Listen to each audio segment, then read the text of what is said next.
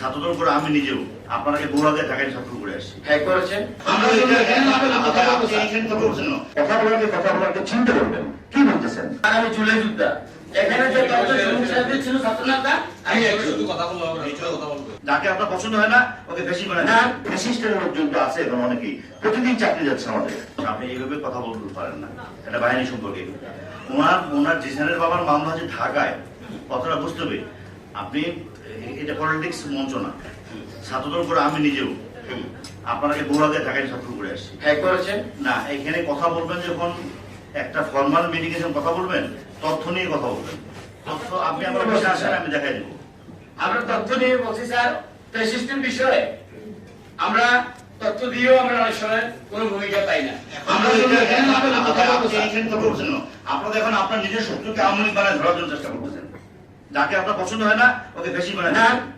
যারা মামলার আসামি ওদের গ্রেপ্তার চাই স্যার। আরে মামলার আসামি কাকে গ্রেপ্তার করবেন? আপনি মামলার আসামি, আপনি মামলার আসামি গ্রেপ্তার করবেন না কাকে গ্রেপ্তার করবেন? আপনি এই ফর্মাল মিটিং কথা বলছেন কি জন্য? এটা তো তারা স্যার কোথায় বলবো আমরা? আপনি আমার অফিসে আসেন। অফিসে আজকে আপনি বলছেন অবশ্যই আসবো, কিন্তু এর স্যার বললেন নাই, কখন আমরা আপনার সাথে দেখা হয় নাই। আমি ছাত্রদের ভাইদের ভাই স্যার, আমি জুলাই যোদ্ধা। এখানে যে দলটা সমস্যা ছিল ছাত্রনেতা, আমি শুধু কথা বলবো, কথা বলবো। সবাইকে সময় দাও। না ভাই, কথা বলার আগে একটু কথা বলাকে চিন্তা করবেন। আপনি কোন জেলখানা ধারণ ক্ষমতা কত? আমি 2টা প্রকাশ কিন্তু কালকে রাখতে পারবেন। কথা বলাকে চিন্তা করবেন। কি বলতেছেন?